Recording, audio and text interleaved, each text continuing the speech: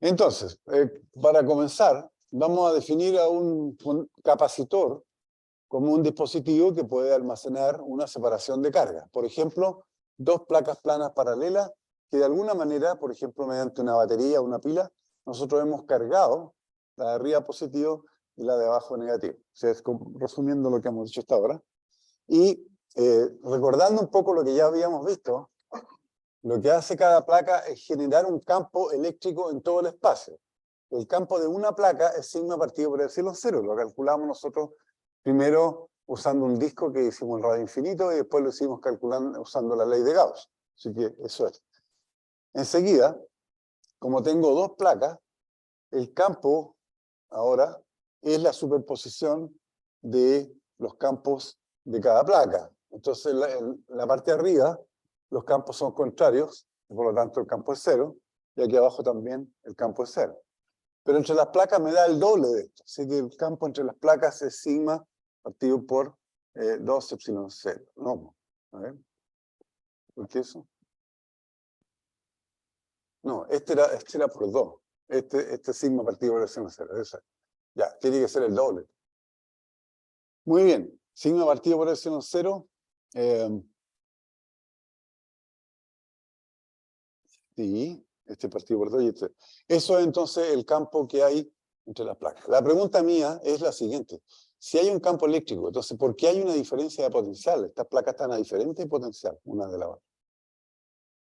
Y el potencial, acuérdense cómo se definía.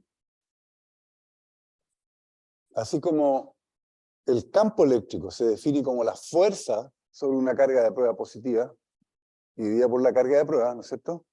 La diferencia potencial se define como una integral de camino. ¿Qué es lo que tengo que integrar yo? Tengo una carga de prueba positiva aquí abajo, positiva, UP, y la quiero, esa carga de prueba va a salir para arriba o se va a quedar pegada ahí. Claro, porque la atrae la carga negativa, ¿no es cierto? Esta es la menos sigma, esta es más sigma. Es atraída por esta carga y repelida por la otra.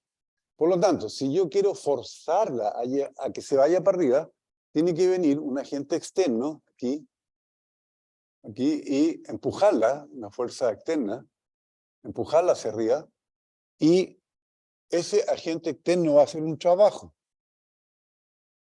Agente externo, integral de, es menos la integral, es menos porque tiene que ponerse al campo eléctrico por coseno de 0 grados. Todo esto ya lo hicimos, por dl, y eso finalmente me da simplemente E por d, donde d es la distancia entre las placas. ¿Estamos? Y da positivo porque este no es 0 grados, sino que es 180 grados, dado que el campo está para abajo y el dl está para arriba. Ahí. Ya todo eso tienen que darle una repasada, porque en realidad ya lo habíamos visto. Entonces, punto número 1, tengo dos placas. Punto número 2, las conecto mediante una batería, por lo tanto la de arriba queda cargada positiva y la de abajo negativa. Punto número 3, aparece un campo eléctrico entre ellas y por lo tanto hay una diferencia de potencial. ¿Cuál de las dos placas está a mayor potencial? La positiva, muy bien, exacto. Entonces, como este trabajo de aquí, en realidad, esto está malo, porque lo que calculé aquí fue directamente el delta B, ¿no? Por si acaso, ahí. El delta B es directamente eso, E por D, porque ya está el campo eléctrico aquí, ya. Entonces, tenemos un campo eléctrico y por lo tanto, para llevar una carga de prueba positiva de abajo hacia arriba, hay que hacer un trabajo positivo, y eso dividido por cos 0 me da finalmente el campo eléctrico por la distancia. ¿Okay? Así que la diferencia de potencial entre las dos placas, y este es un repaso ya de lo que habíamos visto, la diferencia de potencial para ir de aquí a acá es, aquí está puesta, ¿no es cierto? Es sigma partido por epsilon 0, que es el campo eléctrico que está aquí, ¿no es cierto? Multiplicado por la distancia. Eso es entonces la magnitud de la diferencia potencial, que es positiva porque vamos de la carga, ¿sí? Y la carga, que está arriba, es sigma por A. ¿Fijan? Hay un epsilon 0 que me está faltando aquí, ¿no es cierto? Este epsilon 0 no está puesto en ningún... Ah, está puesto aquí abajo. Ya, ok. Entonces, volviendo al tema que nos convoca hoy en día, un elemento de circuito es un capacitor, que es simplemente, de forma simple, dos placas que han sido conectadas a través de una batería y por lo tanto una está cargada positiva y la otra está cargada negativamente.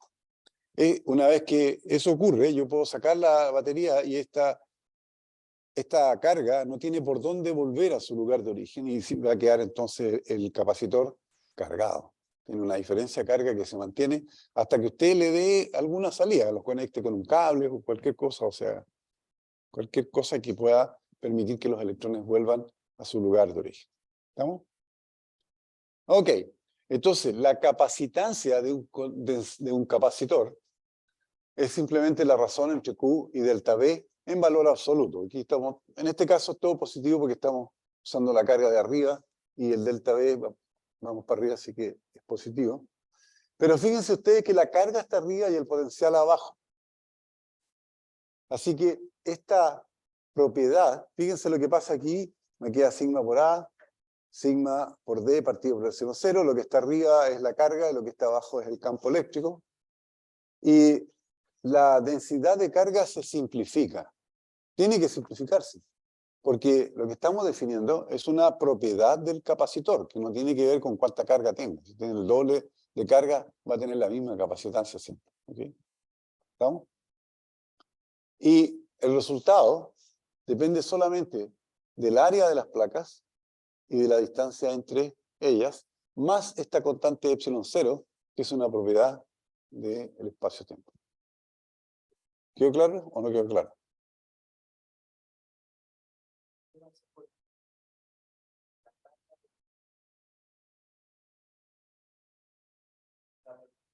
No, bueno, eso es por definición de sigma. Sigma es la carga por unidad de área. Claro, eso ya. La sigma se define como la carga partido por el área. ¿Okay? Esa era la definición. Por eso se llama densidad superficial de área. Y se mide en coulomb partido por metro cuadrado. Eso lo habíamos visto hace harto tiempo. Ya. Entonces, la capacitancia no depende de la carga que tiene. O sea, podría tener más carga, menos carga, pero no importa porque la carga va a aparecer aquí arriba y va a aparecer aquí abajo siempre. Entonces este factor siempre se va a cancelar. No importa si yo la cargo con una batería de 1,5 volts o con una de 12 volts, la carga que aparece arriba y abajo se va a cancelar. Entonces la capacitancia es una propiedad que viene marcada. Usted va a comprar ahí un capacitor y le pide, quiero un capacitor de tantos, y aquí vienen las unidades, no les he dicho cuáles son, porque tiene que ser coulomb partido por voltios. Coulombios partido por voltios, ¿no es cierto? A esa unidad se le llama faradio. Faradio. Así que eso lo vamos a anotar por aquí.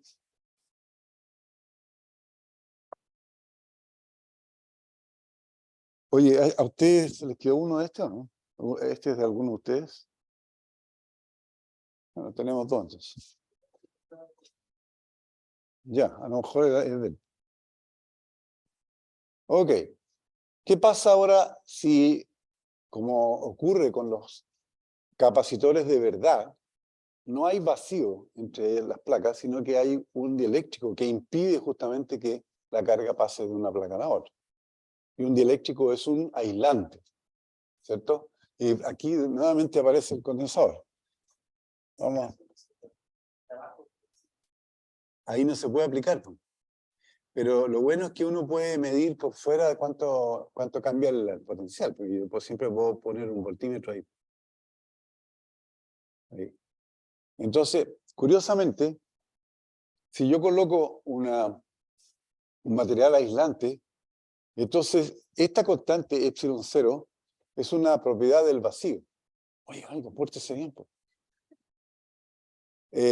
Epsilon 0 es una propiedad del vacío. Y entonces lo reemplazamos por epsilon, que ahora es una propiedad de este aislante. Si es teflón, si es plástico, cualquier cosa que ponen ahí, ¿cierto?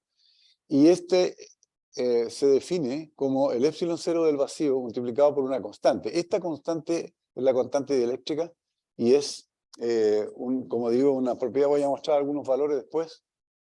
Y ahora entonces queda que la capacitancia de un capacitor con dieléctrico, por eso le puse una D aquí, es epsilon nomás, sin el subcero, que es este de aquí, ¿cierto? Por el área partido por D.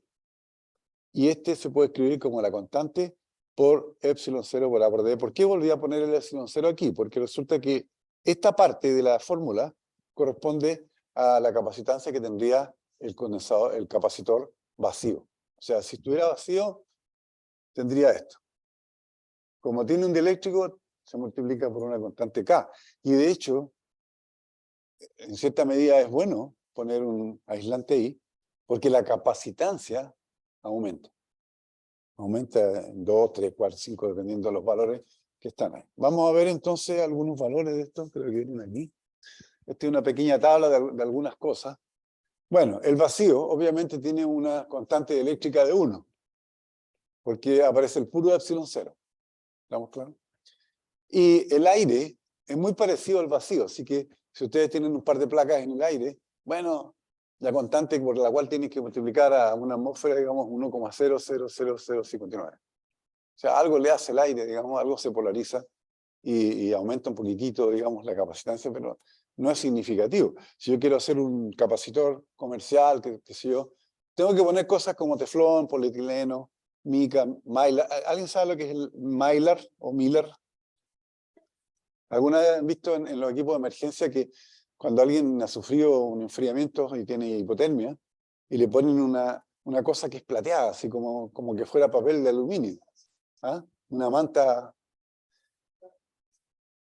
aluminio, pero no es aluminizada, es este mylar. Es un plástico que tiene ese color y que es mucho más efectivo para aislar que una frazada. O sea, el tipo le ponen ese y se calienta el tiro, ¿no? Aquí tenemos cloruro, este es el PVC, por si acaso. Cloruro de polivinilo es PVC. Recicladas, vidrio, neopreno, germanio, glicerina. Agua también uno puede hacer con el agua, tiene 80. Lo malo es que uno no puede hacer un condensador con agua, excepto en ciertas aplicaciones, y titanato de estroncio 310. Así que uno tiene una forma de tomar un capacitor vacío y llenarlo con una de estas cosas y le aumenta la capacitancia en un factor que está dado por esta constante K. Obviamente la constante K tiene que ser adimensional, ¿cierto? ¿Por qué? ¿Cómo sabemos que es adimensional? Bueno, porque tengo aquí una capacitancia y aquí tengo una capacitancia, así que estas dos cosas tienen las mismas unidades, esto tiene que tener unidad 1, ¿no? ¿Sí? No tiene unidad. Muy bien. Vamos a hablar ahora de la pila un poco, la fuerza electromotriz.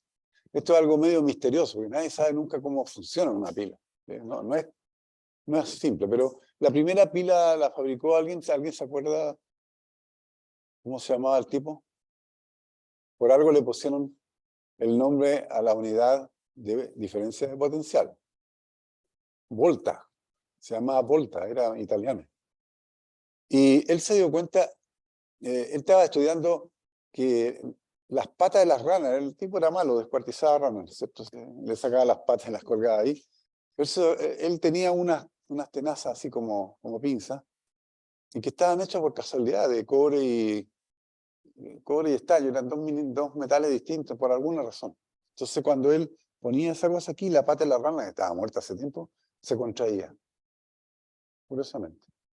Hay muchos animales cuyas partes siguen vivas aún después de muerto el animal. O sea, a mí me llamó mucho la atención una vez que habían pescado un tiburoncito así de este porte ahí en el muelle Vergara, y lo habían limpiado ahí mismo, y dejaron el corazón al lado. Yo me quedé porque el corazón seguía latiendo. Eso sí que es raro. ¿Cómo puede seguir latiendo? O sea, tiene su propio software y su propio hardware y su propia fuente de energía y seguía latiendo. Y me quedé parado a ver hasta cuándo latió, como 25 minutos ese corazón. Entonces las patas de la rana, no es raro que...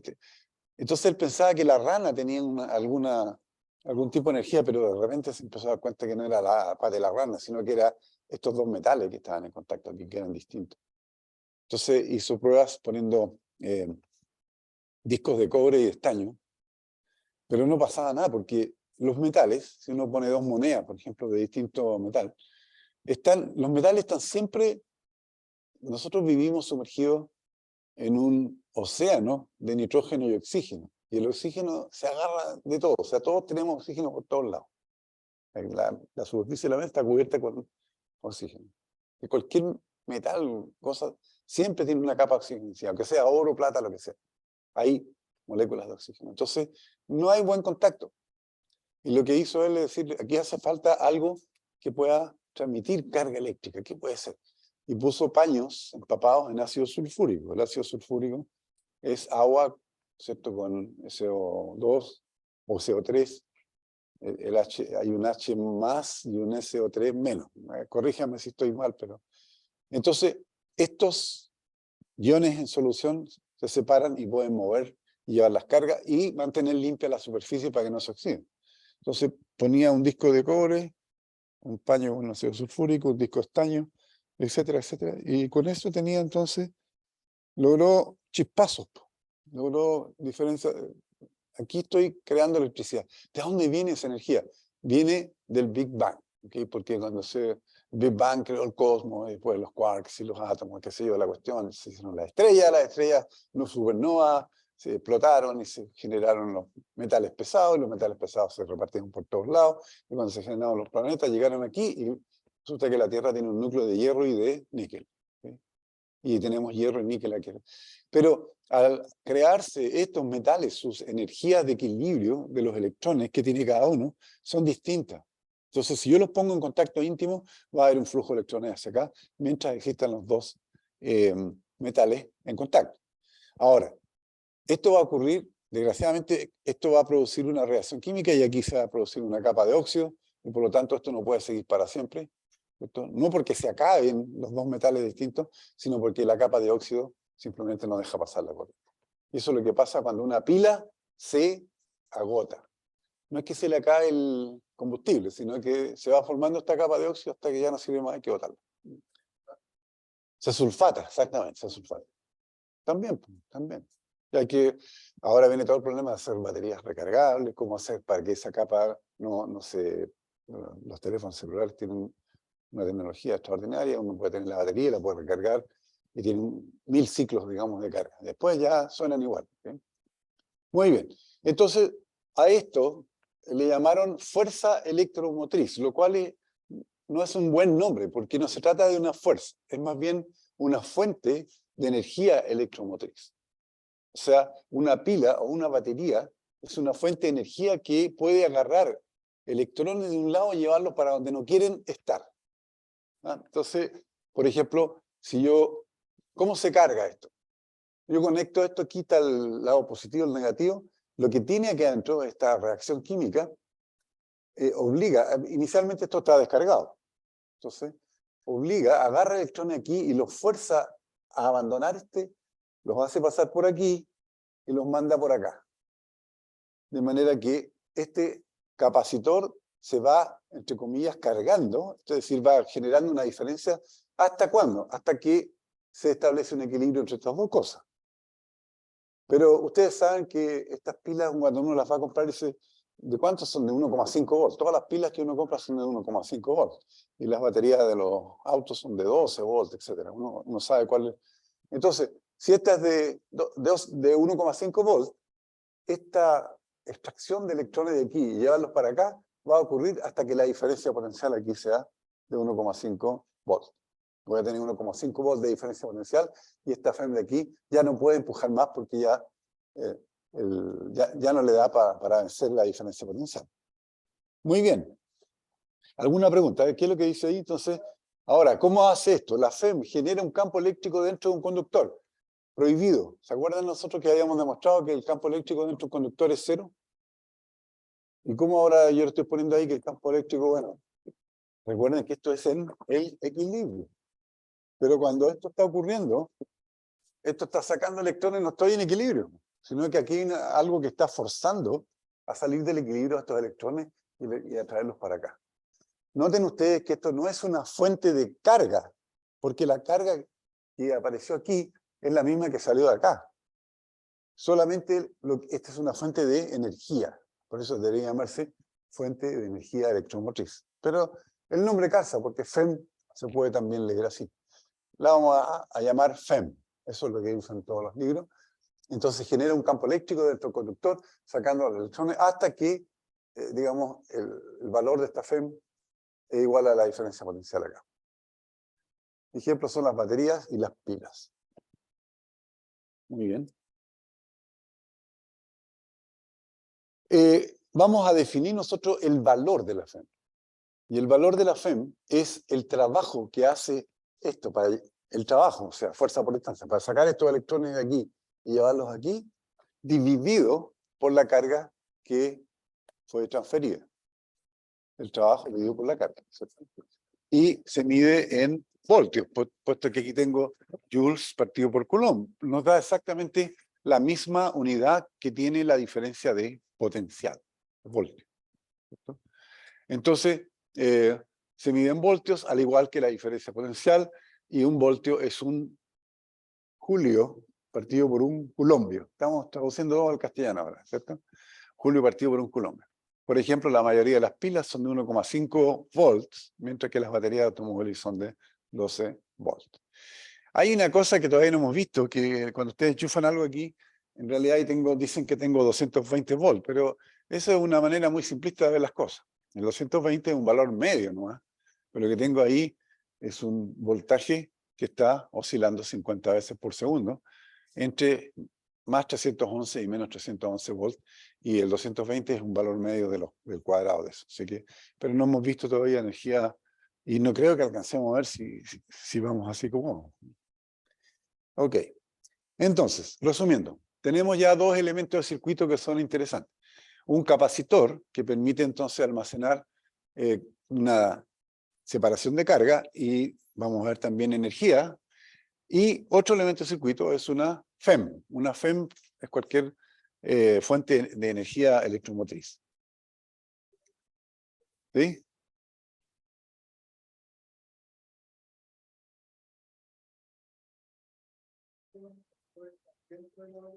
De nuevo, a ver cómo.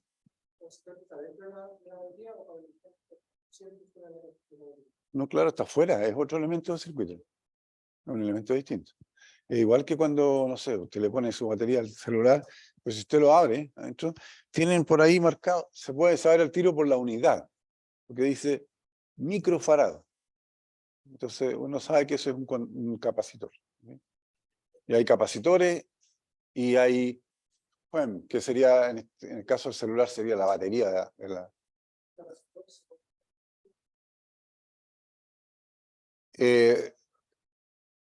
El capacitor en principio sí, pero el problema es que si este se empieza a descargar, va a tener menos FEM, esta siempre va a tener 1,5. Si este se descarga, no se va a descargar por aquí.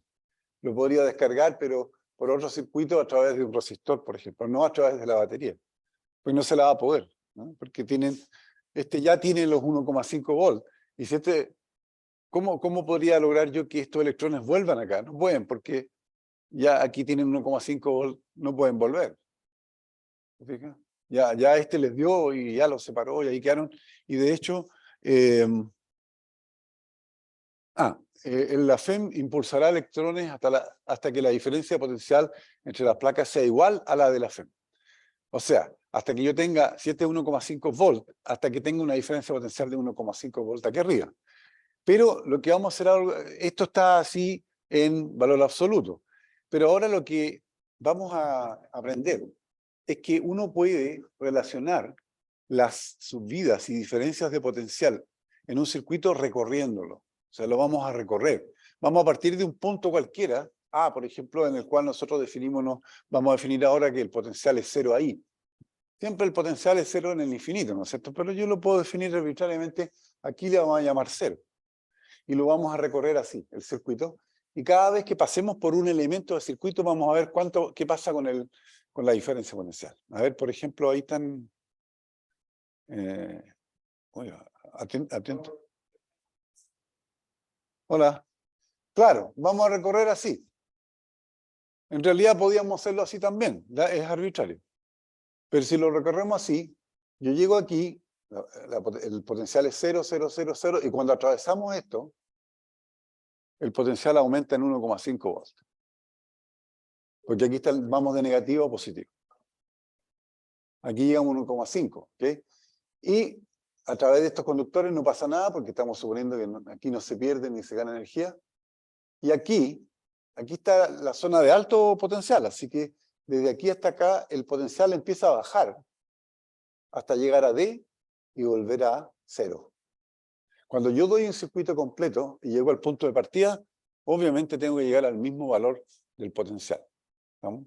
No hay otra forma, porque si no, significaría que algo pasó entre medio, se creó energía en forma mágica. O sea, si no me da, al dar la vuelta no me da 0 aquí, algo hice mal. ¿Cierto? Aquí, esto yo sé, el potencial aquí más bajo que entonces sube 1,5 y aquí baja 1,5. Entonces, la manera de expresar esto es, el potencial inicial, normalmente lo vamos a obviar, más epsilon, que es lo que aumenta el potencial en la FEM, menos este B de aquí, donde B ahora ya es un valor absoluto, me tiene que dar 0. Esto es lo mismo que poner eso de ahí. Pero este es el método que nosotros vamos a usar con circuitos más complejos. ¿Okay? Bueno, ahora viene lo interesante. Supongamos ahora que tengo unos interruptores y una vez que se cargó el capacitor, yo abro los interruptores. O sea, digamos, deja de haber conexión entre esto y esto. Resulta que esa carga que está separada, esa carga negativa abajo, positiva arriba, no tiene ningún camino por donde volver. ¿Está claro? No tiene por dónde devolverse, a menos que ustedes vayan con un cable, digamos, y hagan esto, así. ¡Pah! Y ahí tienen un chispazo de, no sé, en los televisores antiguos eran 500 voltios, así que hay que tener mucho cuidado con eso. Entonces, en este sentido es que yo digo que esto es un acumulador de una separación de carga. Mientras yo no haga algo para que estos dos extremos se conecten aquí, aquí hay carga acumulada. Yo la puedo recuperar haciéndola pasar a través de otros elementos de circuito. No voy a decir por ahora cuáles, pero eso. ¿Alguna pregunta con respecto a esto? Entonces ya sabemos dos elementos de circuito. La FEM, que es una batería y una pila, y el capacitor que acumula una separación de carga. ¿Estamos? Pero eso no es todo. El capacitor también almacena energía. Aquí ya voy a poner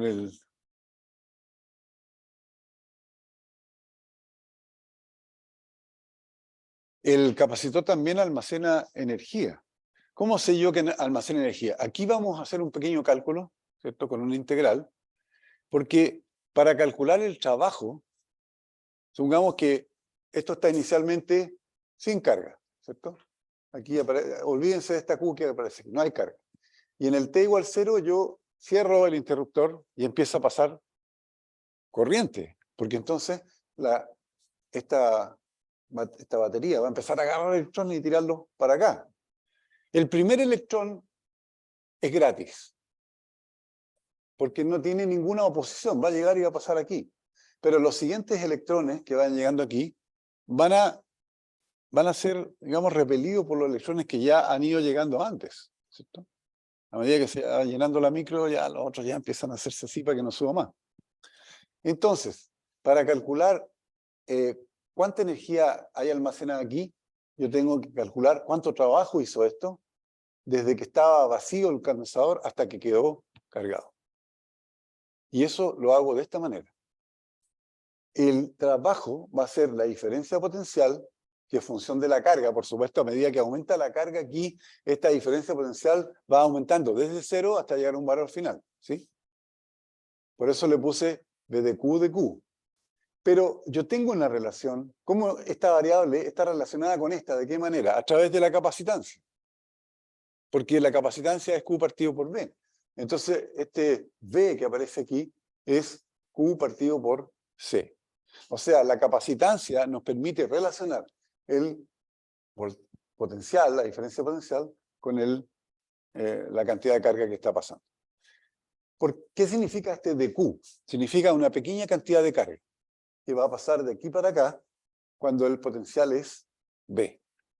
Y este potencial B va aumentando a medida que se va cargando el condensador. Estamos examinando el proceso de carga del condensador. ¿Estamos? No está en función del tiempo, sino que está en función de la carga. A medida que pasa más carga, aumenta el potencial y cuesta más trabajo empujar más carga. Y esto va a terminar, obviamente, cuando la diferencia potencial aquí sea igual a la Fermi. Aquí. Entonces, la integral es entre 0 y Q de B de Q. Para poder hacer esta integral, necesito relacionar B con Q. Pero B está relacionado con Q a través de la definición de la capacitancia. ¿Se acuerda cuál era, cierto?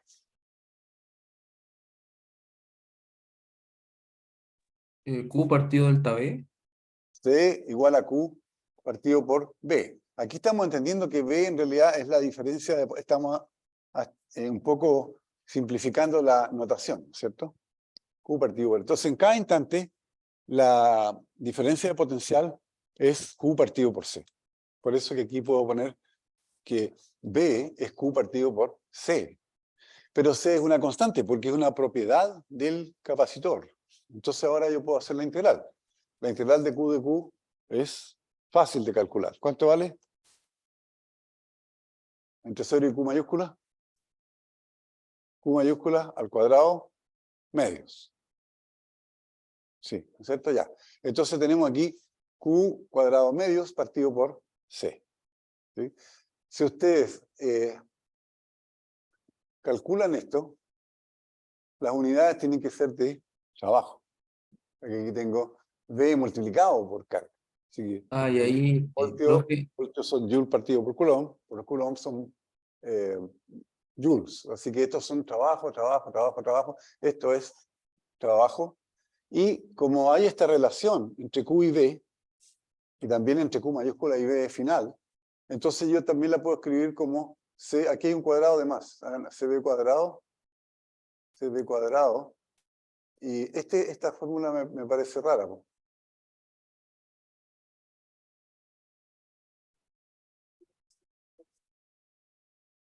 Sí, ya, entiendo, este es un paso intermedio, ya, entonces se puede escribir en función de la carga partido por C, pero esta es más interesante porque está en función de la diferencia de potencial. Entonces, el trabajo realizado no puede calcularse simplemente como fuerza por distancia o algo así, hay que hacer una pequeña integral. Porque cada dQ que yo llevo, a medida que se va acumulando la carga, me cuesta más. Y por lo tanto, el trabajo total es esta integral. Sin embargo, como yo puedo ahora sacar esto aquí y volver a la PPT anterior, como puedo hacer esto, ocurre que aquí no solamente hay carga separada, sino que además aquí hay energía almacenada. Por lo tanto, el capacitor es también un elemento del circuito que almacena energía.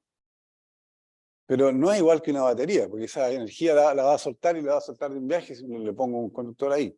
Podría ponerle una ampolleta y la ampolleta se prendería por un rato y después se apagaría cuando se le acabe la carga, ¿cierto? Así que es un elemento que almacena una separación de carga y almacena también energía. Entonces, ahí dice, una vez alcanzado el equilibrio, pues ya lo vimos. Lo que quiero mostrar ahora es esto. ¿Sí? Sí, claro. Sin la FEM, ¿no es cierto?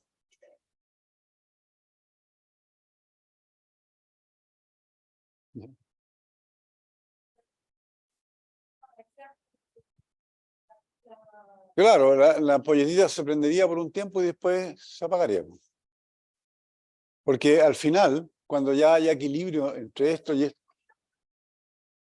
sí se va a prender al principio. O sea, si yo aquí entre medio coloco una ampolleta y conecto esto, claro, se va a prender por un rato, pero va a tender exponencialmente a cero. O sea, la corriente va a ser así. O sea, no va a permitir, este capacitor no va a permitir que esta pila mantenga la ampolleta prendida. ¿Por qué razón? Porque en algún momento este potencial se va a hacer cero. Esto cuando se le acaba la carga. Y en ese momento lo que hay aquí es un aislante. Ya no puede pasar más corriente. Ya no pasa más corriente. Muy bien. Buena pregunta. Ok. Pero ahora viene lo bueno. Porque esta parte que viene ahora, entonces este trabajo se ve cuadrado. Como queda almacenado, yo puedo definirlo como una energía potencial eléctrica. Es decir, así como había energía potencial gravitacional, si yo, por ejemplo, levanto un cuerpo, tiene más energía potencial gravitacional, y lo puedo usar en una central hidroeléctrica, el agua está arriba, cuando cae hace girar la turbina y genera electricidad, ¿cierto? Acá tengo almacenado, cuando esto está cargado ya, tengo almacenado energía potencial eléctrica, y está dado por esta relación, Q² sobre 2C. Ahora, la carga no es una cantidad fácilmente medible, no tengo carguímetros, no existen esa cuestión. Usted va al home center y le dice, quiero comprar un carguímetro, me lo van a quedar mirando medio raro. Pero sí existen voltímetros. Entonces es mejor dejarlo expresado en términos de la diferencia de potencial. Y esta energía, un medio CV², ahora la vamos a considerar como energía potencial almacenada en la, no aparece aquí, pero en el estado final de nuestro capacitor. Aquí, ¿no? Ahí. Este capacitor, al cual ya le quitamos la batería, tiene almacenada no solamente una separación de carga, sino que tiene energía almacenada. ¿Cuánto tiene? Un medio de la capacitancia por el potencial al cuadrado. ¿Cierto? Muy bien. Perfecto. Me olvidé decir, no sé, en alguna parte va a salir cuál es la unidad de la capacitancia y se llama, bueno, un farad, pero no sé si lo tengo más adelante eso. Aquí. Ok, ¿alguna pregunta hasta ahora? Porque ahora viene la parte más importante de esta clase. ¿Okay? Sí. ¿Ah?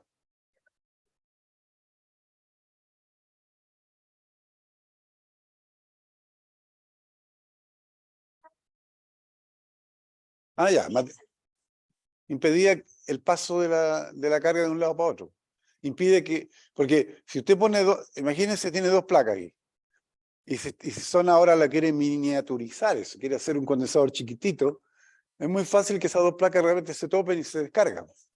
Entonces, impide que se descargue el condensador. Muy bien. ¿Qué es lo que vamos a reemplazar aquí? El 1/2 lo vamos a dejar como 1/2 porque es un número. Así que lo vamos a dejar igual.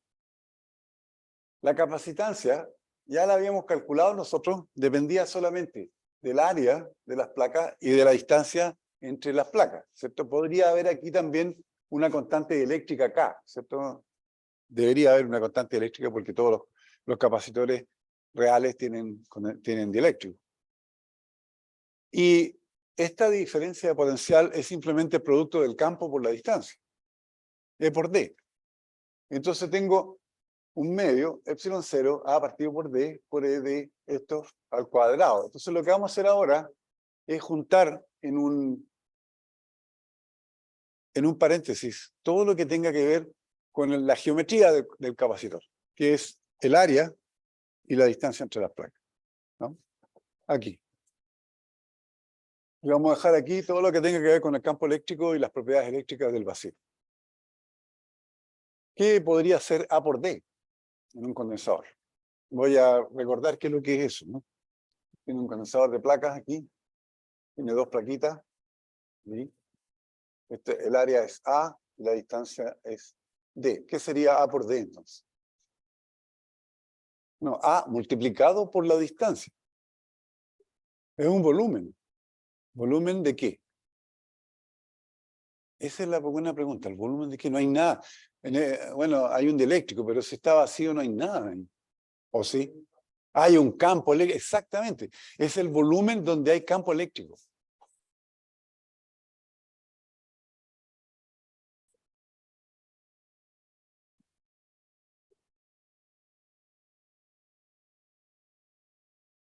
Esta es la parte más importante por lo siguiente. Porque entonces, si este es el volumen y esta es la energía potencial, yo podría agarrar el volumen y lo paso dividiendo acá.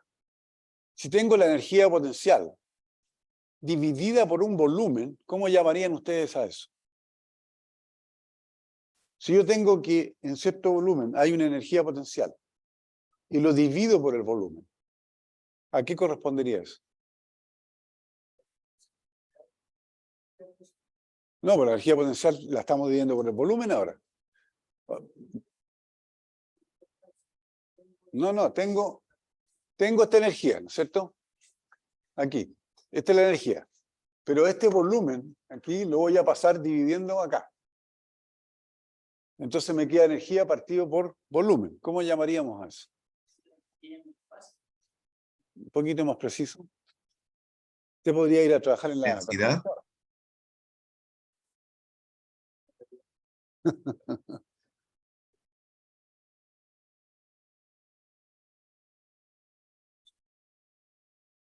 Los que vieron la película Oppenheimer, ahí, voy a dar un spoiler. ¿Ah? Usted, Barbie. Ya, bueno. No, no, no, no. Ya, entonces otra cosa. Si usted tiene una botella de litro de Coca-Cola, digamos, ¿cuánto pesa esa usted más o menos? 1 litro, 1 kilo, ¿no es cierto? Si la botella de Coca-Cola, vacía ahora, la llena con mercurio, ¿cuánto pesa eso? Más que 3 kilos.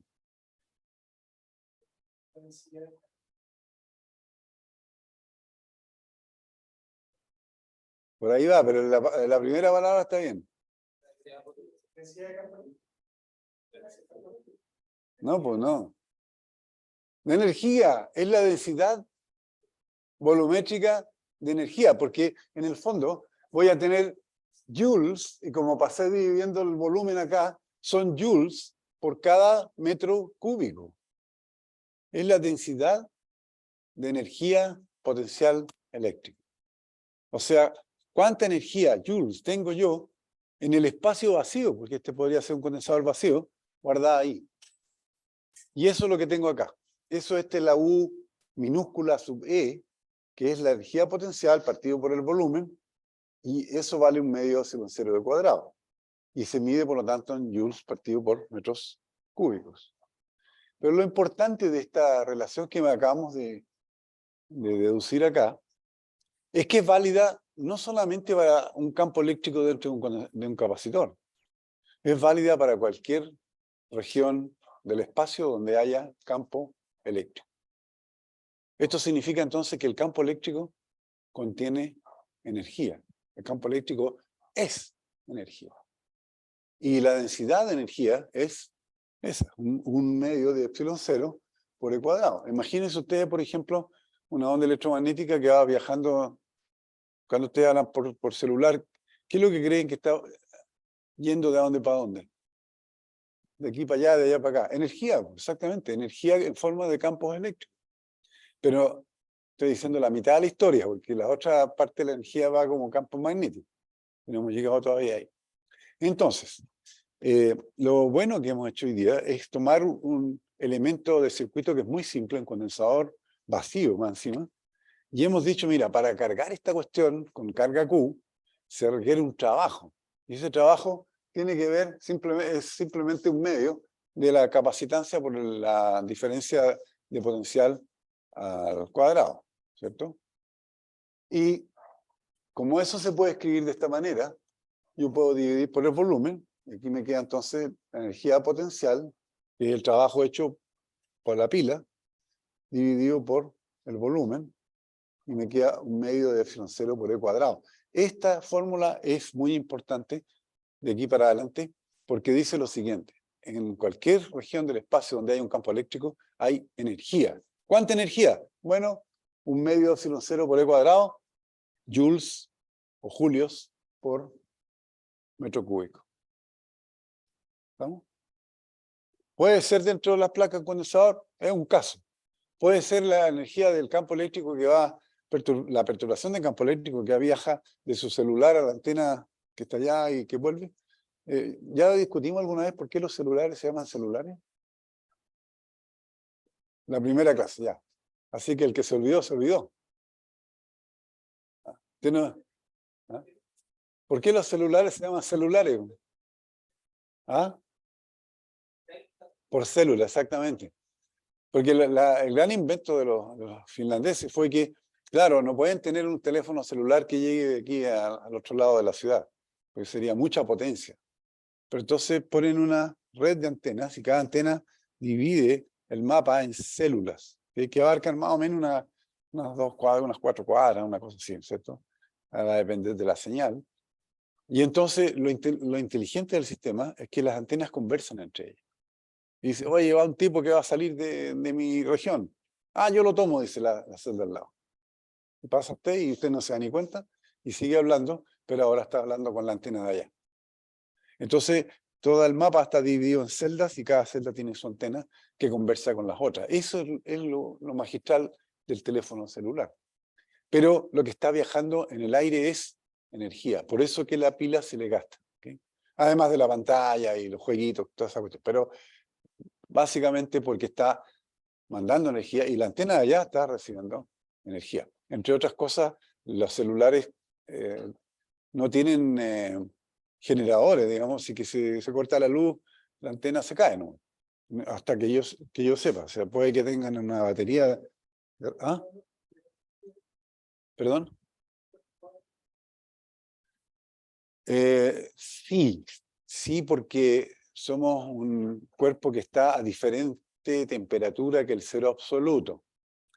Y de acuerdo a la teoría de cinética, la teoría cinética molecular, ¿cierto? Todo cuerpo, o la termodinámica, todo cuerpo que esté a diferente temperatura que cero absoluto, emite radiación electromagnética o ondas electromagnéticas. Ahora, el problema es que nosotros tenemos una temperatura muy, muy baja comparada, por ejemplo, un filamento de tungsteno puede tener 3000 grados Celsius. Entonces, la cantidad de energía es mucho más grande porque la energía emitida va como en la cuarta potencia de la temperatura absoluta. Nosotros tenemos 300 a la cuarta, entonces emitimos radiación, estamos emitiendo radiación constantemente. También emitimos energía por convección. Entonces, esa es la razón. Nosotros estamos en desequilibrio, nosotros somos un cuerpo que no está en equilibrio, ¿cierto? Por eso hay que meditar todos los días para volver a... No estamos en equilibrio con el medio ambiente. Vamos a estar en equilibrio algún día todos dentro de un cajón, pero eso es otra cosa, ¿no es cierto? Y vayan a buscar el pampo. Ya.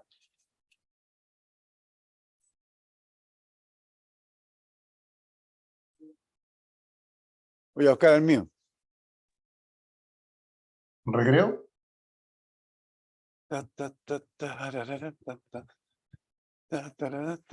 ¿Profe? ¿Aló? ¿Profesor?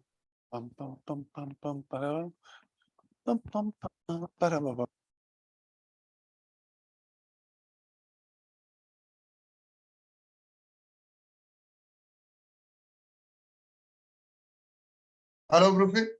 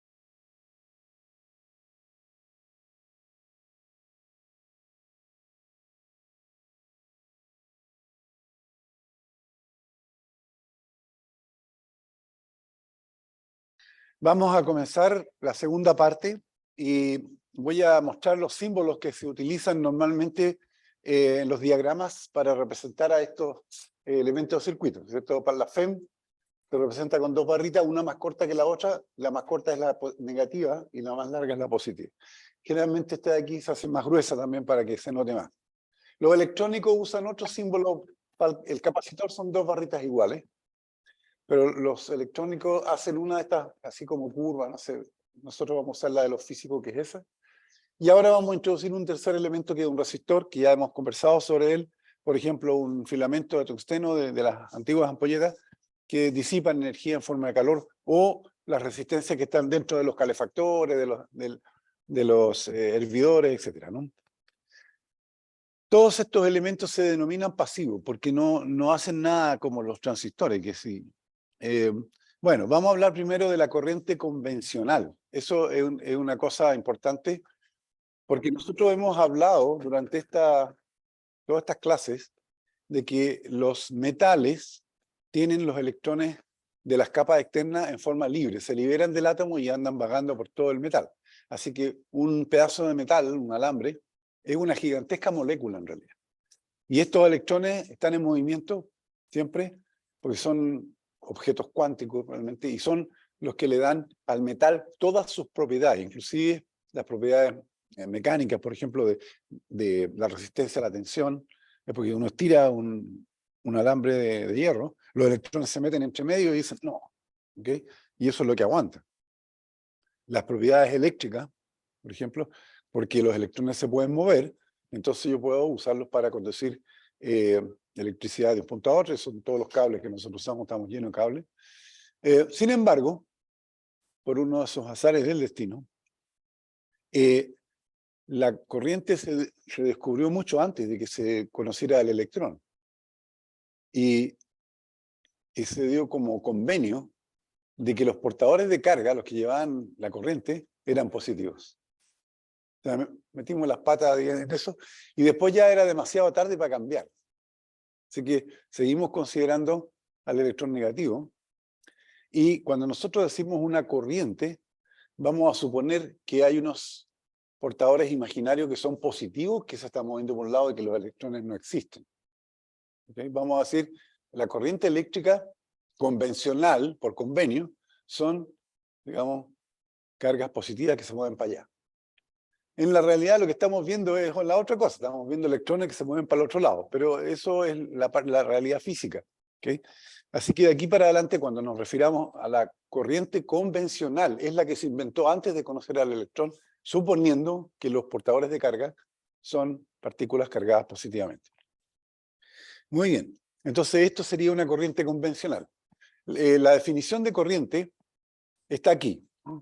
Es la derivada de Q de T a través de un elemento de control, una superficie de control, muy similar al flujo de agua, que en el flujo de agua era agua la que estaba pasando a través de una superficie de control, y aquí lo que está pasando son portadores convencionales positivos. O sea, estamos suponiendo que los portadores son positivos y que están moviendo para allá.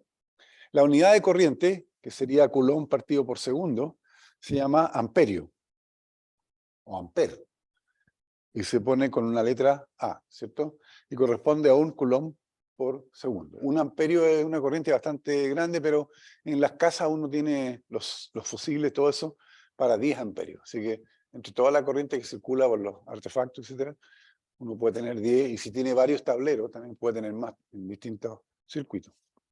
Entonces, no confundirse, estas cargas positivas que se mueven son imaginarias, porque no se sabía el signo de los portadores.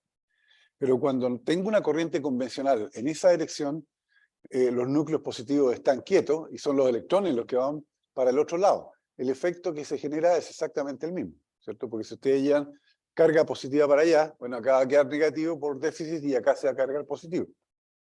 Ustedes llevan electrones para el otro lado, se produce el mismo efecto. Aquí va a quedar positivo por déficit de electrones y allá se va a poner negativo porque llegan los electrones. Así que desde el punto de vista de las mediciones macroscópicas de los amperímetros, da lo mismo en realidad. O sea, uno normalmente dice el positivo y el negativo, y estamos suponiendo que son los portadores convencionales, como si fueran positivos. Eso que quede claro.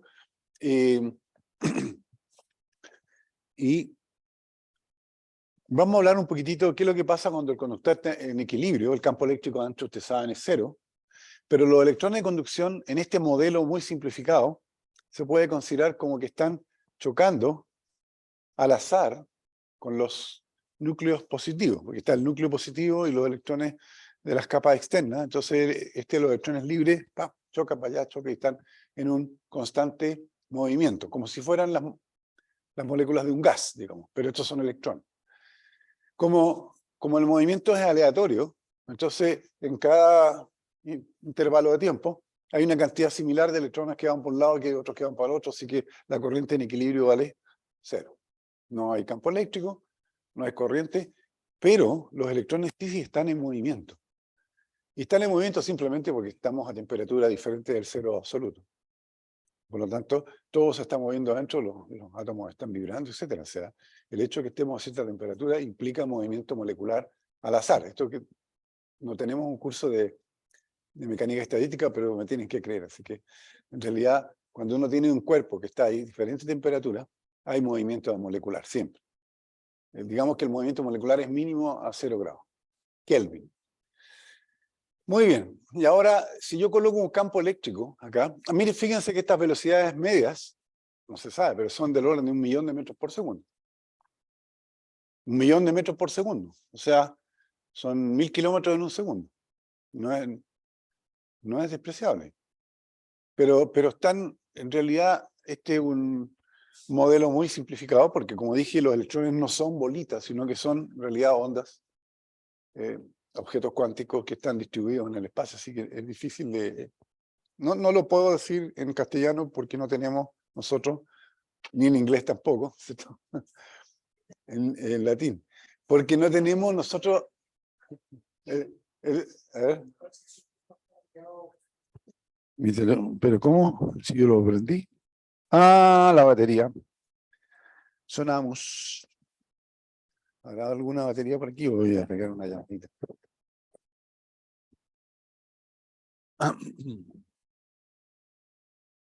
Me acabó la energía. No hace falta un capacitor. ¿Alguien tiene un capacitor cargado?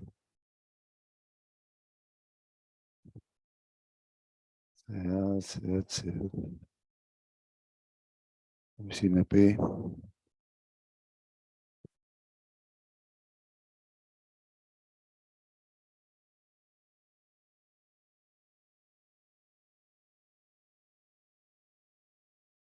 Hola, mira, estoy aquí en la sala P220 y se me acabó la batería del micrófono. Muchas gracias.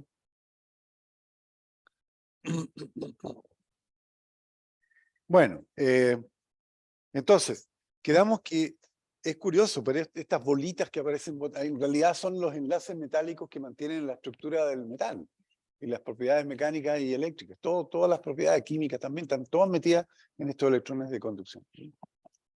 ¿Qué pasa ahora cuando yo aplico, lo conecto ese conductor que es largo y todo a una batería? Entonces genera un campo eléctrico.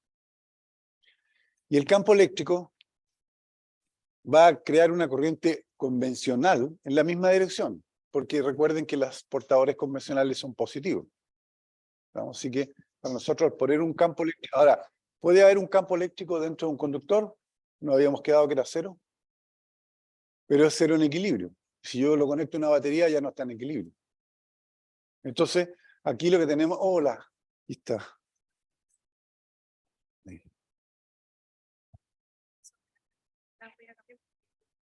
Bueno.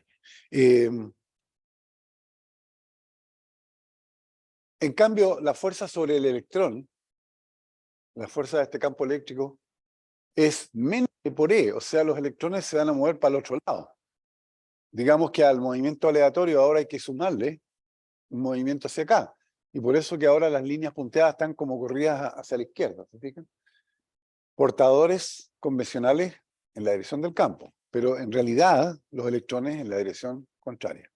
Sin embargo, esta velocidad que le imprime el campo eléctrico a los electrones, que se llama velocidad de arrastre, es inmensamente pequeña.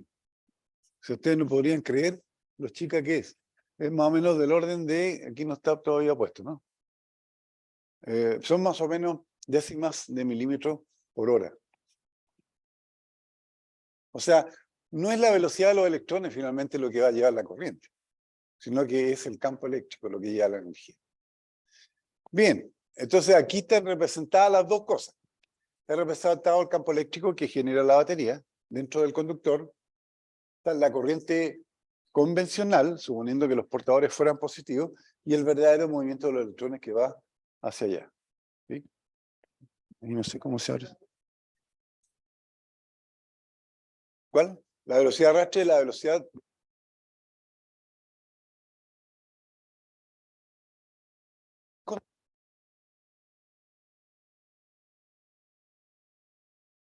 Bueno, ¿hay aceleración? Muchas gracias. ¿Ahora me escuchan en la casa o no?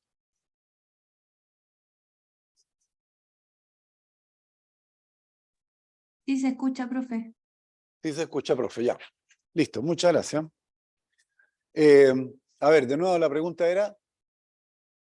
¿por qué hay... ¿Cómo puede haber velocidad constante si aquí hay una fuerza y una fuerza implica una aceleración?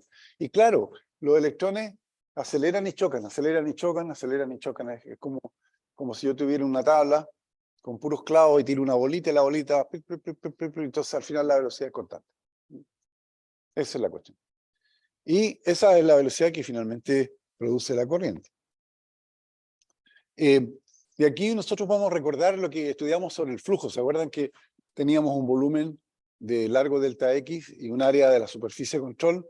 Y eso pasa en un tiempo delta T. Así que I sería de Q de T, sería el volumen de esto, pero tenemos que saber cuánta carga hay en ese volumen. Y la carga es el producto de dos cosas. Es la carga elemental de un electrón y cuántos electrones hay en un metro cúbico.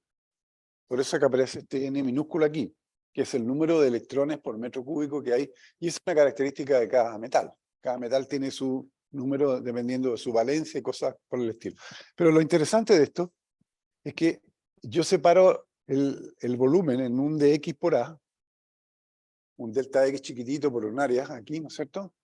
Y le puedo pedir prestado este dt aquí, juntarlo con este dq, me queda la velocidad de arrastre. Así que la corriente eléctrica es el producto de la velocidad de arrastre, el área de la sección transversal del conductor, y este producto NE, que es la carga, porque es la carga del electrón multiplicado por cuántos electrones hay por metro cúbico en el metal que se trate. Así que tenemos, y aquí entonces la velocidad de arrastre es 0,1 milímetros por segundo. Yo he dicho por hora, no era tan así. 0,1 milímetros por segundo es la nada misma, o sea, en un segundo la cosa... Sin embargo, ustedes podrían preguntarse por qué entonces cuando uno prende la luz se prende instantáneamente. Es que no es necesario que los electrones lleguen allá, lo que se propaga a la velocidad de la luz es el campo eléctrico. Cuando yo prendo la luz, el campo eléctrico se empieza a establecer en el interior del conductor a la velocidad de la luz. O sea, se establece el campo. Eso es prácticamente instantáneo porque la velocidad de la luz es tan grande.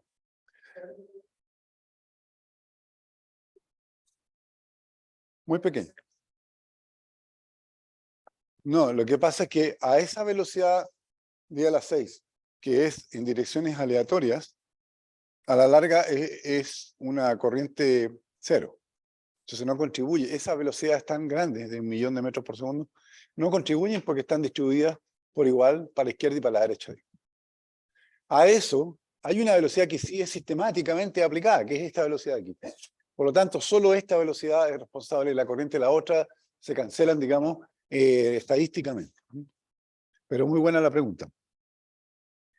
Ahora vamos a definir finalmente la densidad de corriente, porque la corriente que teníamos acá tiene este factor de área aquí. Y a mí no me interesa el área, porque puedo tener uno más gordo y uno más delgado, que sí, no importa, pero yo quiero definir una cantidad que sea independiente del área. Entonces, si yo divido ambos lados por el área, aquí me queda la corriente dividido por metro cuadrado, y aquí se me va el área y me queda la velocidad por N por E, que es entonces, ¿cómo llamaríamos a eso? Si yo tengo una corriente a lo largo de una superficie, pasando por aquí, y la divido por la superficie, eso es una densidad superficial de corriente. Densidad de corriente serían amperios, la unidad de corriente, divididos por metro cuadrado. partido por área. Entonces ahí tenemos la definición de densidad de corriente J mayúscula, es la corriente partido por área, y como el área se simplifica, me queda la velocidad de arrastre, esa velocidad chiquitita, por el producto de N por E, que me indica cuánta carga hay por metro cúbico. Así que finalmente tenemos aquí amperios por metro cuadrado. Ahora, como la velocidad de arrastre puede escribirse como un vector, entonces podemos definir un vector densidad de corriente que es N por B por BD.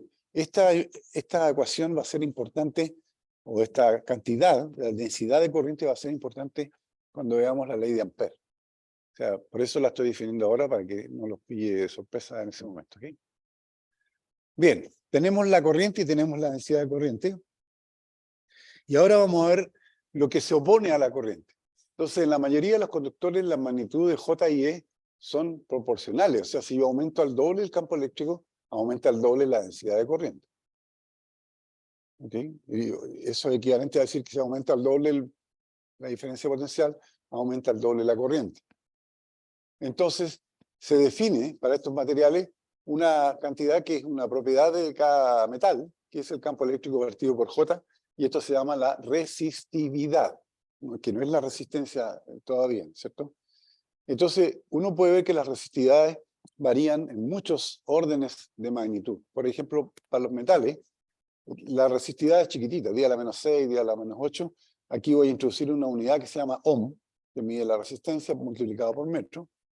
Pero en cambio, para los materiales aislantes es 10 a la más 8 y 10 a la más 16. Entonces, esto significa que hay un abismo, digamos, entre la estructura de un conductor y la estructura de un aislante. O sea, la estructura atómica, ¿sí?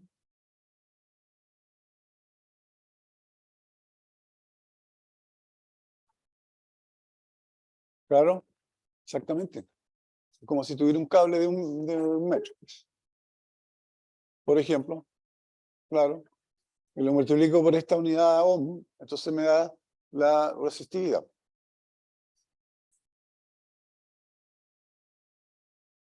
Sí, claro. Y no aparece en ninguna parte el área. Y acuérdense que en el J nosotros dividimos por el área, entonces el área se simplificó aquí.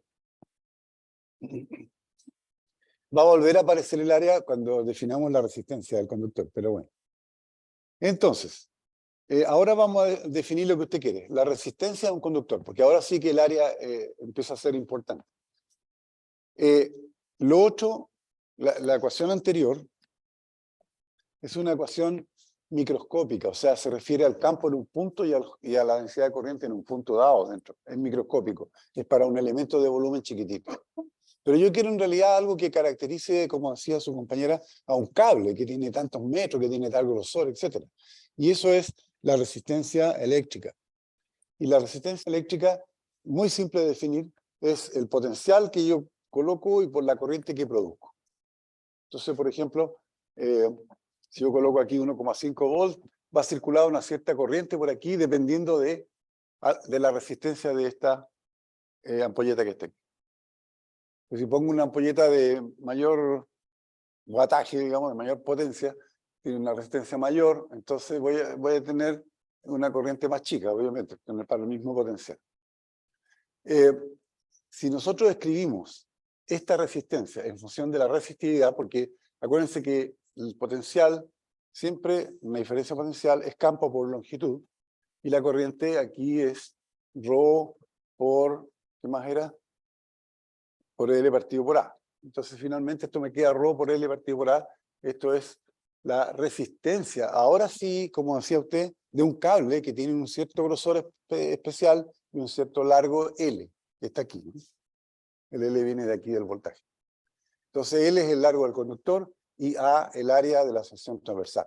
Esto es lo que uno mide macroscópicamente, resistencias. Uno no mide resistividades, porque esa uno las puede usar para diseñar algo, pero yo puedo comprar un multímetro, digamos, un aparato que puede medir diferencias de potencial, puede medir corriente y también puede medir resistencia de un conductor entre dos puntos, etc. Este circuito, donde tenemos una pila y una pequeña ampolletita, que no importa si es de LED o de resistencia de tungsteno, vamos a representarlo entonces usando los símbolos que ya mencioné. Aquí está el símbolo que representa la FEM, que es una barra delgada y una gruesa. La más chiquitita es negativa, entonces aquí tenemos una FEM. Esta FEM, al tener este camino, va a impulsar los portadores convencionales positivos en esta dirección. Por lo tanto, la corriente circula así. Nosotros cuando ponemos el multímetro o el amperímetro, lo vamos a poner en el positivo acá, el negativo acá, para medir la corriente. Porque estamos suponiendo que la corriente consiste de portadores positivos. Así, ¿no?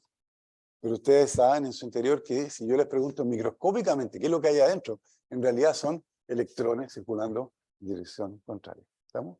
Porque lo que se mueve realmente son electrones, no portadores positivos. ¿Estamos? ¿Sí? Yo siempre pregunto esas cosas y ustedes nunca me hacen caso. Claro. No, lo de la corriente convencional es pregunta de prueba. Claro que sí. Porque es un convenio que se estableció antes de saber la naturaleza microscópica de la corriente. ¿Okay? Así que eso es pregunta de prueba, seguro. Qué bueno que lo mencionó. Ok.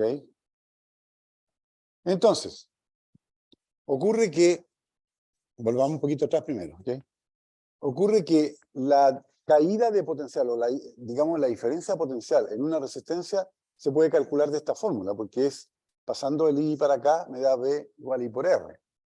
Ahora, yo sé positivamente que si parto desde aquí, aquí el potencial sube en la FEM de la pila. Si la pila es de 1,5, el potencial aquí era 0, aquí es 1,5. Entonces, significa que el potencial aquí es más grande que el potencial de allá. Entonces, si yo atravieso ahora la resistencia aquí, el potencial tiene que caer en una cantidad delta V para llegar a ser 0 acá. Y esto es lo que hemos hecho. ¿Dónde está hecho eso aquí? Está hecho acá. Si yo recorro ahora el camino desde un punto cualquiera, por ejemplo, parto de aquí y voy midiendo todas las subidas y las bajadas de potencial, al pasar para allá, el potencial sube en épsilon, ¿cierto? Y al pasar por aquí arriba, tiene que bajar en corriente por resistencia. ¿Está claro? Por lo tanto, esta es la ecuación que representa las transferencias de energía en el sistema. Recuerden que voltios son julios partido por culombio. O sea, por cada culombio que está pasando aquí, le están dando energía aquí. La batería entrega una energía épsilon. En cambio, la ampolleta disipa una energía I por R, y cuando yo llego de vuelta a este punto, tengo que tener el mismo potencial. O sea que si partimos de 0, subimos 1,5 y aquí bajamos 1,5 y llegamos a 0 de nuevo. Por eso que esta relación me dice cuánta energía por unidad de carga entregó la batería y cuánta energía por unidad de carga se disipó en la ampolleta como luz y como calor. Y cuando llego acá tengo que tener 0, porque al final llegué a un punto, al mismo punto, y el punto tiene que tener un potencial único. No puede ser que el potencial cambie porque yo di la vuelta ahí. Entonces ahora, este tipo de ecuaciones la vamos a aplicar siempre que nosotros queramos saber alguna relación dentro de un circuito. Ahora, como esto está medido por unidad de culombio y no existen los culiombímetros, entonces arreglemos el asunto, eliminemos los culombios. ¿Cómo los eliminamos? Bueno, como está dividido por coulomb, nosotros podemos multiplicar esto por la corriente a ambos lados, en esta ecuación. Multiplico por I y multiplico por I. Entonces, si ustedes se fijan,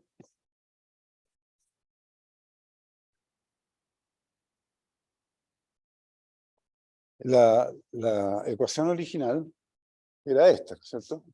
Epsilon menos I por R tiene que darme 0 porque llegué al punto de partida. Pero aquí yo tengo Joule partido por Coulomb.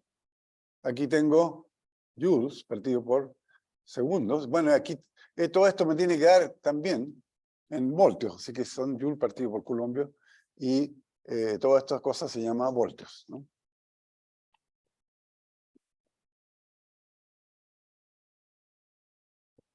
Listo, voltios. ¿Estamos claros? Pero yo quiero eliminar la carga. ¿Cómo elimino la carga de esa ecuación? multiplicando por algo que tenga la carga arriba. ¿Qué cosa conocemos nosotros que tenga la carga arriba? ¿Ah? La corriente. Porque la corriente son coulomb por segundo.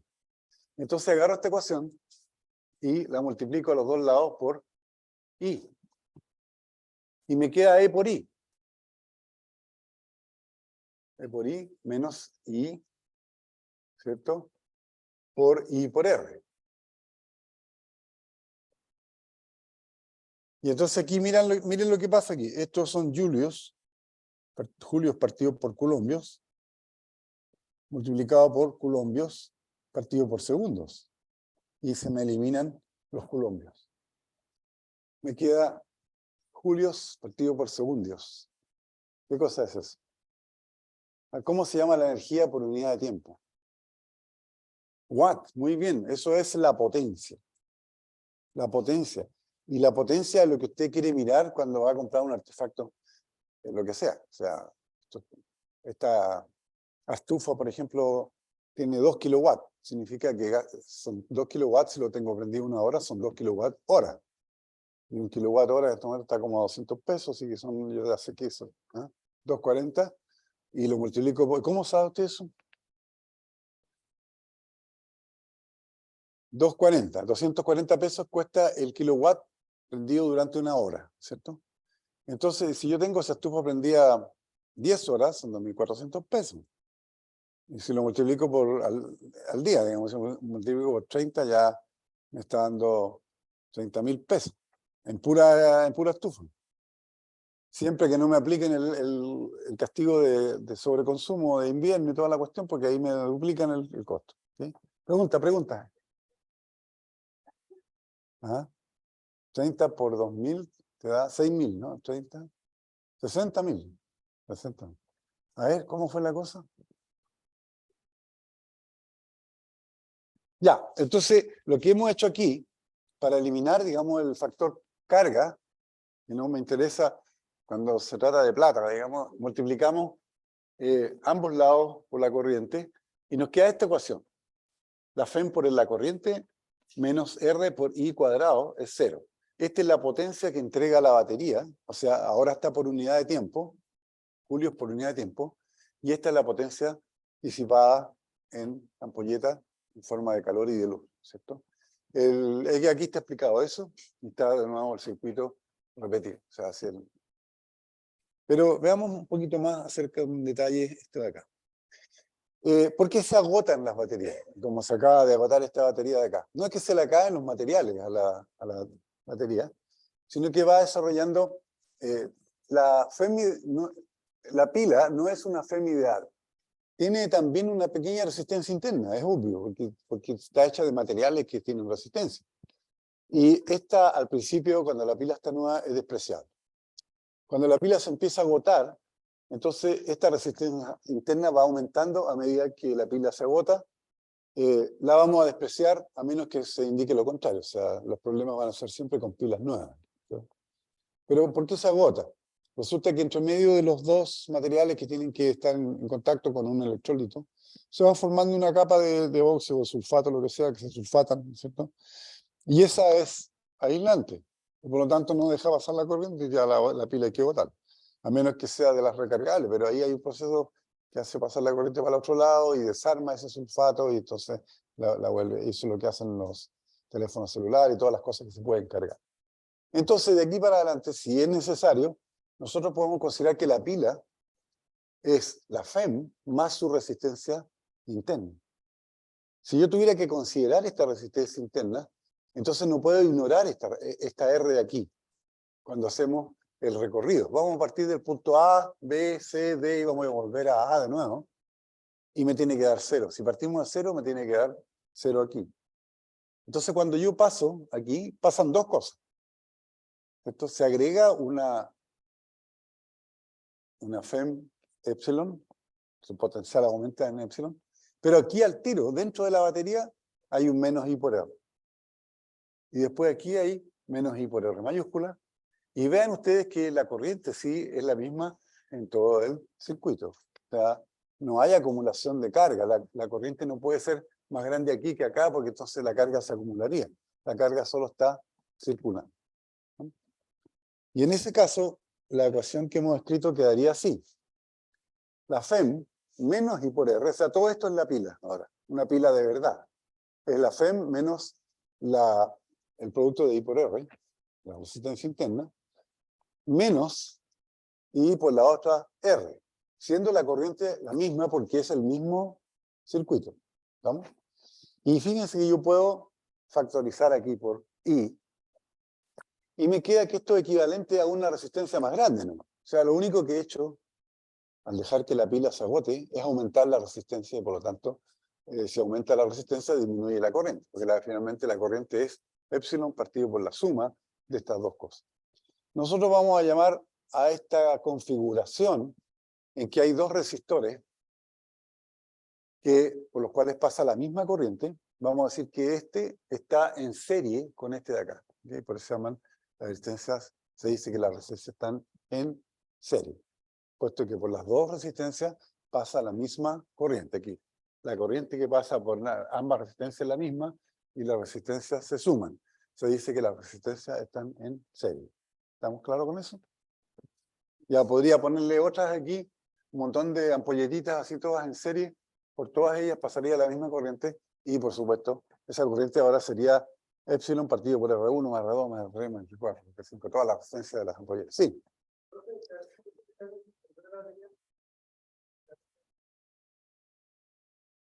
No, no tiene nada que ver. La corriente es continua porque la FEM produce un potencial para allá. O sea, no hay ninguna razón para que esto empiece a oscilar así. O sea, la corriente alterna se genera porque los generadores son rotatorios. ¿Sí? Entonces no tiene nada que ver con esto. La corriente generada por una FEM fija como esta siempre va a ser continua. Aunque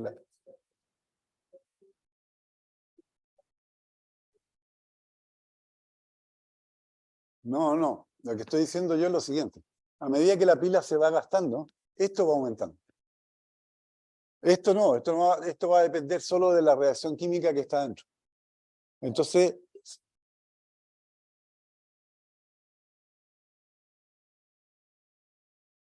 exactamente. Y por lo tanto aumenta este. Lo que aumenta esto de aquí abajo. ¿Okay? Pero esto se mantiene constante. Entonces la corriente que ya aquí pasó, por ejemplo, que el micrófono dejó de funcionar por eso. A ver, vamos a ver qué pasaría aquí. A ver qué harían ustedes aquí en este caso. Tengo una sola pila. Vamos a suponer que la resistencia interna es despreciable en este caso, ¿cierto? La resistencia interna de la FEM se puede despreciar. Pero ahora esta, cuando la corriente sale de aquí y llega aquí, tiene que tomar una decisión. Tiene dos caminos. ¿Qué va a hacer? Se va a dividir en dos. ¿Será mitad y mitad o no? A ver. La que tiene, donde hay menos resistencia, va a haber más corriente, pero por el otro lado también va a ir. Es como tener, por ejemplo, una cañería gruesa y aquí una delgada y una más delgada. Entonces el agua se va a dividir en dos corrientes y dependiendo del grosor de las cañerías, por un lado va a haber más agua y por otro va a haber menos agua. Bueno, no, aquí lo que influye es la resistencia. Esta resistencia de aquí, ¿sí? R1 y R2. Si estas dos resistencias fueran iguales, entonces se va a repartir mitad y mitad la corriente. Pero, por ejemplo, si esta es el doble que esta es el doble que esta, o sea, esta es 4 y esta es 2, ¿por dónde hay más corriente? Abajo, porque esta tiene menor resistencia. ¿Cómo se están metiendo esta ahora? Ok, entonces, ¿qué hacemos acá? ¿Cómo calculamos la corriente en cada circuito? Tenemos harto tiempo todavía. Bueno, a esta configuración se llama en paralelo, muy bien. ¿Qué hacemos ahora? Vamos viendo, a ver, vamos haciéndolo por trial and error, o sea, tanteo y error. Intento y error. Ok. Lo primero que podemos hacer es que la diferencia potencial entre A y B, ¿cierto? Si yo calculo la diferencia potencial por aquí arriba o por aquí abajo, me tiene que dar lo mismo, porque desde aquí hasta acá el valor de la diferencia potencial es único. ¿Está claro? Así que tiene que cumplirse que la caída potencial por aquí igual a la caída potencial por acá. Esa es una condición para las corrientes, al tiro. Y tiene que cumplirse que la corriente I, la que salió por aquí, cuando llega aquí, sea la suma de esta más esta. No hay otra posibilidad, porque si no, si esta suma fuera más chica, aquí se empezaría a acumular carga, y eso no puede ser, pues son conductores, ¿de dónde se va a acumular la carga? No hay ningún condensador ahí que pueda acumular carga. Así que tenemos dos condiciones, que por aquí el potencial, y por aquí la diferencia potencial por aquí y por aquí, tiene que ser igual, entre A y B. Y la corriente, esta corriente aquí se va a dividir en dos corrientes, I1 y 2, pero esta de aquí, la I mayúscula, es la suma de estas dos de acá. ¿Vamos? Estas son dos leyes. Ahora, también podemos hacer lo siguiente. Si yo parto de aquí, por ejemplo, y hago este recorrido, paso por la FEM, subió el potencial, me voy por arriba, paso por aquí, baja el potencial, y vuelvo acá, me tiene que dar 0. Pero también lo puedo hacer por aquí, ¿se fijan? Y me tiene que dar 0 de nuevo. ¿Vamos?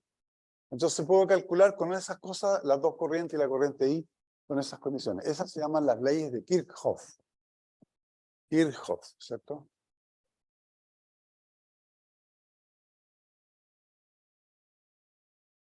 Sí, algunos le dicen Kirchhoff, Kirchhoff, pero yo le pregunté a un colega que es alemán, me dijo Kirchhoff. Kirchhoff. Bueno, Kirchhoff. Ya, la ley de Kirchhoff. Entonces, número 1, en un, ¿cómo llamaríamos a este punto? Lo vamos a llamar un nodo. Nodo. O sea, es como un nudo, ¿no es cierto? Pero es un nodo. Porque aquí se juntan o salen varias corrientes. Entran y salen varias corrientes. En un nodo, la suma de las corrientes que entran es igual a ¿qué cosa? A la suma de las corrientes que salen. Muy bien. ¿Está bien? Y la segunda, dice, en cualquier circuito cerrado, la diferencia potencial tiene que ser finalmente 0. ¿Vamos? En cualquier circuito cerrado, o sea, si vuelvo al punto de partida, la sumatoria de las diferencias de potencial me tiene que dar 0. Kirchhoff. Kirchhoff. Entschuldigung, bitte.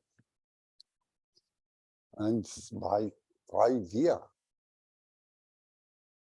Los alemanes, estoy tratando de aprender alemán con ese Duolingo, son el idioma más endiablado del mundo. Y tienen unas palabras muy raras. Por ejemplo, 8 se dice 8. ¿A quién se le ocurre decir eso? 8. Un poquito también. Bueno, aquí tengo, por casualidad, digamos, se me ocurrió decir, bueno, ya que si me voy por aquí o me voy por aquí, me tiene que dar lo mismo, entonces el producto de I1 por R1, que es la caída potencial por aquí, tiene que ser igual al I2R2 por aquí abajo. Esa es una ecuación, ¿cierto? También tengo que decir que I tiene que ser la suma de estas dos. La suma de la que entra en A es igual a la suma de las que sale de A. ¿Sí? Ya. Pero estas dos ecuaciones no me bastan porque tengo tengo 3 incógnitas, así que me falta un ciclo. Tengo que hacer algún ciclo. Y aquí, en realidad, yo puedo hacer 2 ciclos. Puedo hacer este, y puedo hacer este, y calculo al tiro las dos corrientes. Porque, fíjense. Hagamos el ciclo por arriba. Aquí el potencial sube en epsilon, ¿cierto? Y aquí baja en I1 por R1 y llego a 0. Así que tengo epsilon menos I1 por R1 me tiene que dar 0. Pero con eso ya calculé I1 al tiro. Porque conozco la resistencia y conozco epsilon. Pero si lo hago por aquí abajo, entonces tengo, aquí sube epsilon y baja I2R2. Entonces tengo E menos I2R2. Ya tengo calculado I1 y R1, ahora aplico esa y tengo I al tiro.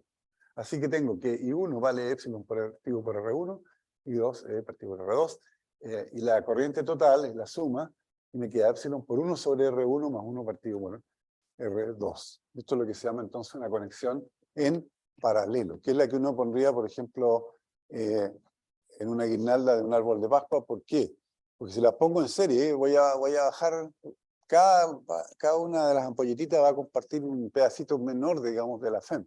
Pero si las pongo en paralelo, vamos a tener un solo común y los otros se van variando. Entonces, si están en paralelo, todas van a tener el potencial de los 220 volts. Y van a brillar igual. ¿Sí? Si están en serie, se corta una y claro, suena. Mientras que aquí, si yo corto esta sigue funcionando. ¿No? Esa es la cosa. Ya, ahí tenemos un caso. Pero podemos hacer cosas similares. Tenemos todavía tiempo, así que podemos hacer cosas similares con los condensadores, por ejemplo.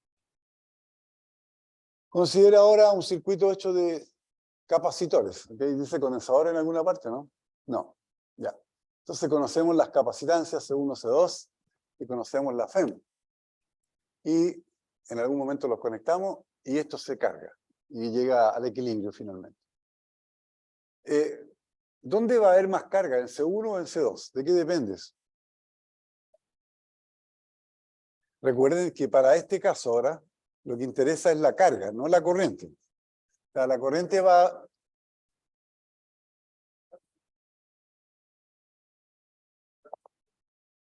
¿Cómo se definía el capacitor? Era Q, ¿cierto? Partido por B. Q partido por B. Eso es. ¿Okay? Entonces, en este caso, lo que yo tendría que calcular son las caídas las diferencias de potencial aquí. Pero yo puedo hacer el mismo circuito. Puedo venirme por aquí, me doy la vuelta por aquí, y llego aquí y me tiene que dar 0. ¿Está bien ahí o no? Voy a repetir. Voy a hacer un circuito partiendo de acá, me doy la vuelta por aquí, y eso me permite calcular la caída de potencial aquí. Y con la caída de potencial y la capacitancia puedo calcular la carga. Sin más trámite. Pero también puedo hacer lo mismo si me voy por aquí arriba, porque estos dos capacitores están conectados en paralelo. Muy bien. Entonces, si yo recorro un circuito y llego al punto de partida, la suma de todas las diferencias potenciales me tiene que dar 0. ¿Por qué? Cualquier elemento de circuito. Es porque llego al mismo punto. Y el punto tiene un potencial único. ¿Se fijan? O sea, no puede ser que yo me dé la vuelta, partí de 0 aquí y llego aquí y me da 50, ¿no? ¿Y de dónde salieron esos 50? No puede ser. O sea, aquí sube, si yo subo al cerro, después bajo al mismo punto de partida, estoy otra vez en la altura inicial. ¿Me entienden? No importa nada lo que haya hecho entre medio. Puedo haber subido al cerro, meterme en una mina abajo. Pero si llego al punto inicial, la altura es la misma. Es el detalle.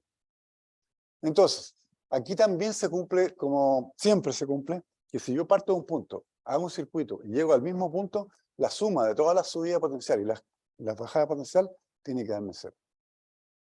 Entonces acá, por supuesto, el potencial sube aquí, y aquí tiene que caer, puesto que esto quedó cargado positivo, esto está negativo, así que el potencial baja cuando yo me muevo de aquí para acá, y la caída potencial es Q partido por C, despejando de aquí.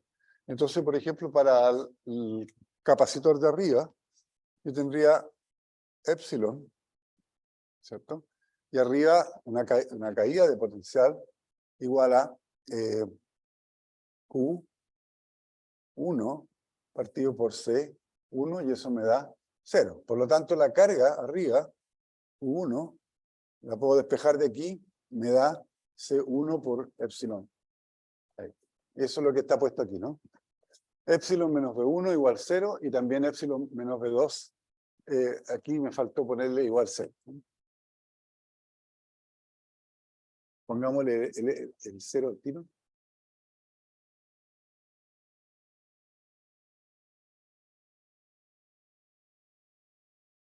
Listo. Ahí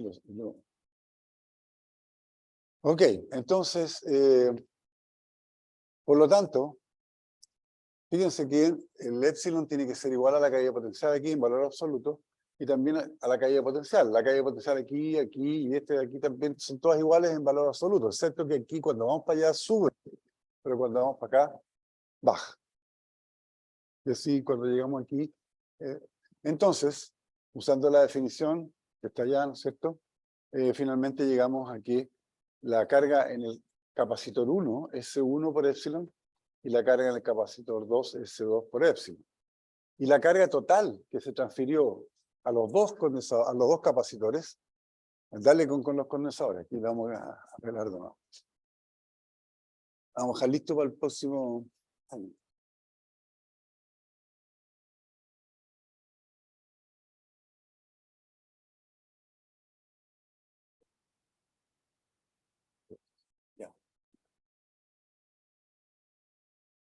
Entonces, la carga total, digamos, si ustedes suman ahora la carga de esta placa más la de esta placa, que es Q1 más Q2, va a ser igual a C1 más C2 por epsilon.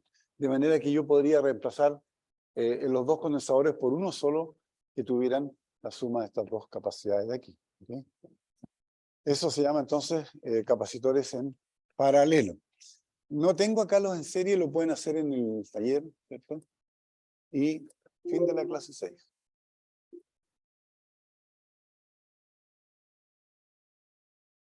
No hicimos ni un ejercicio. Pero mañana en el taller vienen varios, ¿no? Les conté al principio de la clase a los que estaban acá, que la clase que tenía del año pasado, que era por Zoom, en realidad tenía el doble de PPTs, el doble de láminas. Entonces, consideré que era demasiado material para una sola clase. Imagínense que en la mitad de la clase hubiera pasado todo esto y más encima después venía el campo magnético y la ley de Ampère. Entonces dije, no, esto da para dos clases.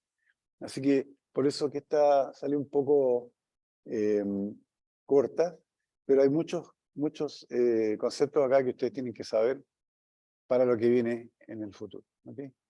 Así que, bueno, los que tengan, voy a dejar de grabar, pero los que tengan preguntas en la casa o acá, me las pueden hacer ahora y les voy a entregar las pruebas también para que las miren.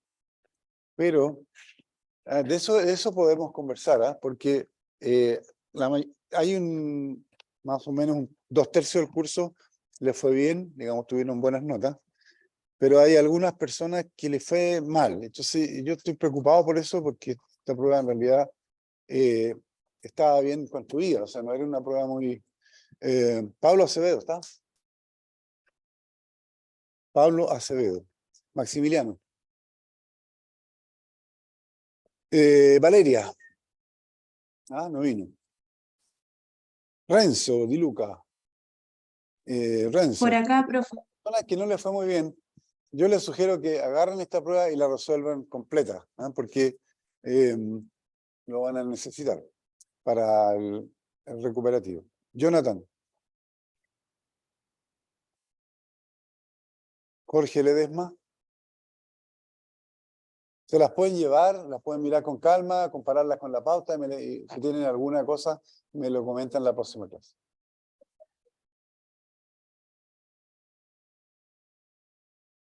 Sobre 45, claro. Jonathan, Alexis. Nicolás Maureira. Héctor Mesa. Salvó Raspatus. Pero, oye, los que no estén muy bien, miren la prueba, háganla completa con la pauta en la mano. ¿Ah? Porque había cosas que realmente tenían que ser. Catalina Moreno. Jorge Muñoz. Rodrigo Poblete. Y Paula Sepúlveda. Tiene que hacer la prueba completa con la pauta en la mano. Tania Cerey. Axel Vázquez. Y Rodrigo Vega. Y Carlos Verdejo. También tiene que aplicarse. Ya. Se la pueden llevar, la miran con calma. Si tienen alguna diferencia de opinión, alguna cosa que quieran recorregir, lo conversamos en la próxima clase.